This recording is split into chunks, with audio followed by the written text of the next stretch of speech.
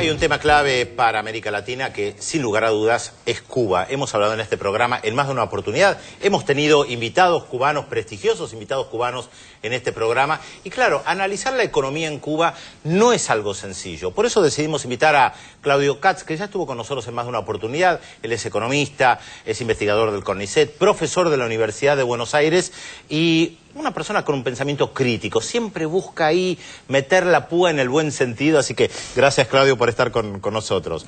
Y además una particularidad. Participaste de un coloquio con economistas en Cuba y estuviste también con Fidel Castro.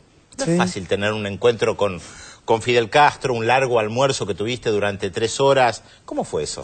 Bueno, estábamos en un coloquio sobre el Bicentenario, discutiendo más cuestiones historiográficas, y fuimos convocados un grupo de los participantes a un almuerzo sorpresivo con Fidel, que fue muy largo y muy informal, sin agenda, sin temas en debate, sino conversaciones que iban fluyendo, donde apareció la preocupación, diría, obsesiva de Fidel por la militarización del mundo, la agresión de Estados Unidos, como algo que va y vuelve en cualquier momento de la charla, y muchas anécdotas. Hablar con Fidel es hablar con la personalidad política de los últimos 50 años, entonces cualquier observación está vinculada con algún recuerdo de Bahía de los Cochinos, alguna anécdota sobre la crisis de los misiles, alguna reflexión sobre la guerrilla del Che en América Latina o en Angola. Es decir, es una mezcla de caracterizaciones del momento con muchos recuerdos y reflexiones del pasado. Sobre la actualidad hablaste más con economistas cubanos. Sí. ¿Qué se debate hoy en Cuba respecto a la economía?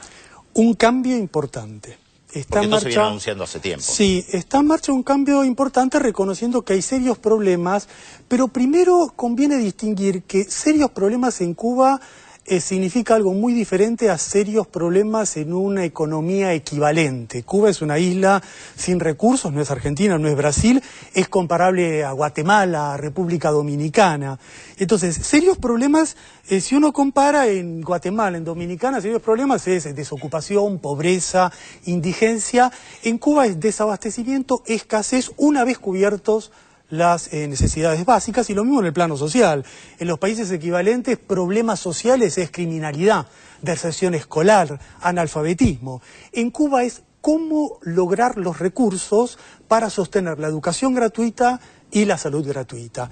Y en estos momentos se presenta, para lograr esos objetivos, desafíos por problemas coyunturales y estructurales. ¿Implica esto algo que se estuvo hablando mucho tiempo respecto de este concepto de economía mixta? Lo pregunto porque en los manuales del socialismo, especialmente mientras existía la Unión Soviética, Cuba estuvo muy ligada a la Unión Soviética, el tema del Estado era como algo muy fuerte. Y yo recuerdo cuando fue la Revolución Sandinista, que hubo un debate en la Nicaragua sandinista respecto de un modelo de economía mixta, una parte socialista, una parte con el Estado, pero dejar de lado, o sea, y continuar también con economía privada y con el mercado. Siempre cuando uno piensa en Cuba, se decía, la ley del valor no rige en Cuba. Bueno, ¿cómo está esta situación? ¿Se puede pensar en una economía mixta en Cuba tomando en cuenta los cambios de la desaparición de la Unión Soviética y de la economía internacional? Más que la economía mixta, es una reforma con mayor mercado dentro de la estructura actual. Te digo esto porque en el problema económico de Cuba hay 3 grandes cuestiones de largo plazo, como decís vos, que han aparecido más allá de los huracanes, del bloqueo, de la sequía, de los problemas de las exportaciones. Más allá de lo coyuntural, aparece este primer problema, que es Cuba amoldó desde la revolución su economía a una expectativa de expansión del socialismo en el mundo, o por lo menos en América Latina, y la economía estaba al servicio de eso. Por esa razón, profesionales, médicos, ingenieros, técnicos, educadores, con la esperanza de amoldar ese personal a un proceso transformador en el mundo. Eso se frustró. En países ricos. Por eso articularon con la Unión Soviética y por eso apostaban a América Latina. Eso se frustró y dejó a Cuba en una situación quizás única. Es un país con una economía del tercer mundo y una población del primer mundo. Industria y agro muy subdesarrollados, muy improductivos, y un nivel de calificación casi inalcanzable para un país de la región. Entonces aparece esta distorsión, esta dualidad, este problema en el nuevo escenario que les ha quedado en los últimos 20 años. Y el problema es el cambio que se produjo en los últimos 20 años. Porque cayó la Unión Soviética, ellos tomaron una decisión que hay que recordar y que es la clave. Ellos decidieron no volver al capitalismo. Y hablaban de rectificación. Hablaron de rectificación, modificación, pero decidieron no volver al capitalismo, no repetir Polonia, Checoslovaquia, la Unión Soviética. Y esto les permitió, primero, no volver a ser una colonia de Estados Unidos, porque hoy sería una isla de narcotráfico. Segundo, les permitió evitar el neoliberalismo y las tragedias sociales que tuvo América Latina en los años 90 y de paso facilitar la emergencia de nuevos gobiernos radicales en América Latina en el nuevo periodo. Pero estos 20 años cambiaron la economía de la isla.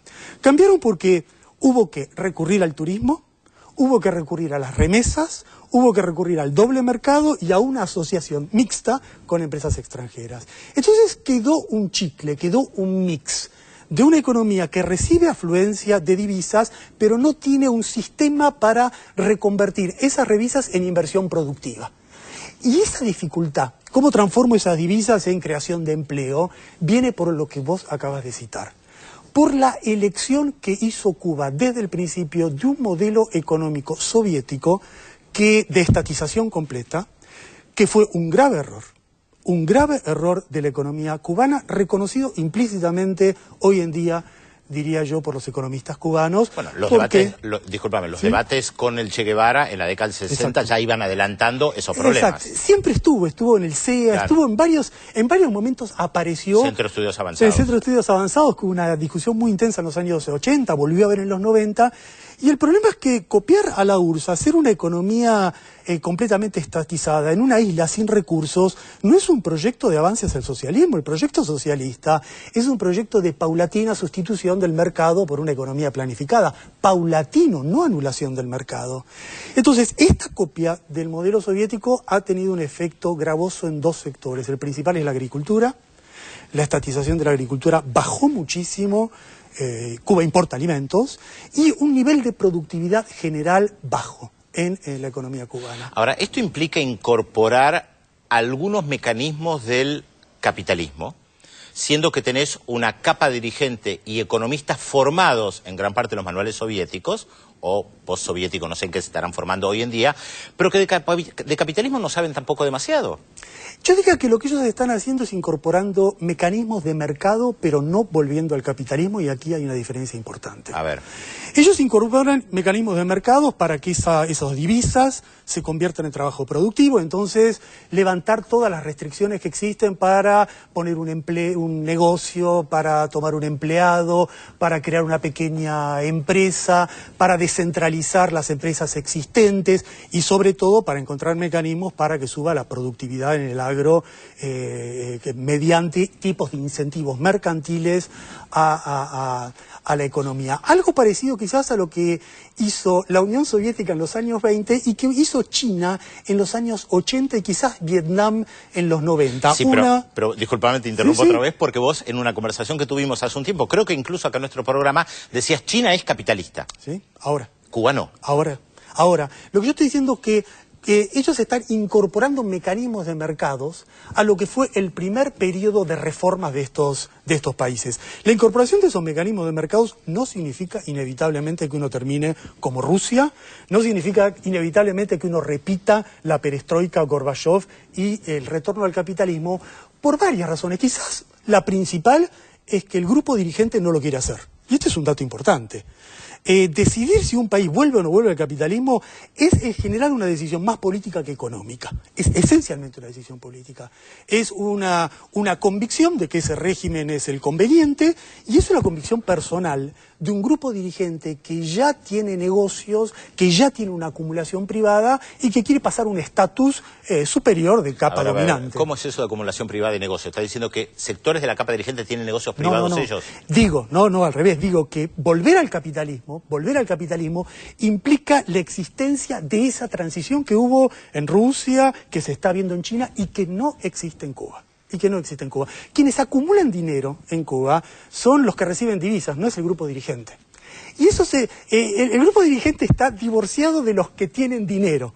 Los que tienen dinero, que el grupo dirigente quiere que inviertan su dinero, mantienen un comando político sobre ese grupo y están buscando un equilibrio. están buscando un equilibrio, están buscando alguna manera de sostener un modelo de precario socialismo para ver cómo se mantienen las conquistas de la revolución. Y es un proceso complejo, es un proceso difícil y que va a depender mucho también de una cuestión política, va a depender de la participación popular. Una última cuestión, Claudio, te pido una respuesta rápida, breve si es posible. Esta semana el ministro de Energía y de PDVSA de Venezuela anunció que Venezuela tiene petróleo de acá a 200 años y que tiene las mayores reservas del planeta por sobre Arabia Saudita. No sé si es verdad o no, pero es lo que han anunciado. ¿Qué implica esto para Cuba? Bueno, es clave. Es clave porque un proyecto de transformación dentro de un cuadro anticapitalista necesita alianzas internacionales. El socialismo es una isla, es imposible, necesita una estructura de alianzas internacionales y Cuba en estas alianzas depende mucho de la estructura política que ha montado en torno al ALBA. Ahora, ojo con la relación con Venezuela. Esa es una relación clave hoy en día porque hay un intercambio más solidario que comercial, alfabetizadores por petróleo, repite un modelo no mercantil, pero Venezuela no puede volver a ser lo que fue la Unión Soviética. Es decir, no puede ocultar los problemas reales que tiene la economía cubana. Y en esto yo creo que está la maduración o la gran conciencia de la dirección cubana, que sabe que ellos tienen que buscar ciertas correcciones para problemas estructurales, con participación popular y sobre todo con niveles de igualdad social importantes. Tienen que buscarlo y no depender solo del contexto latinoamericano. Gracias, Claudio, por tratar de ayudarnos a comprender un poco mejor y a ustedes también qué es lo que está pasando en Cuba.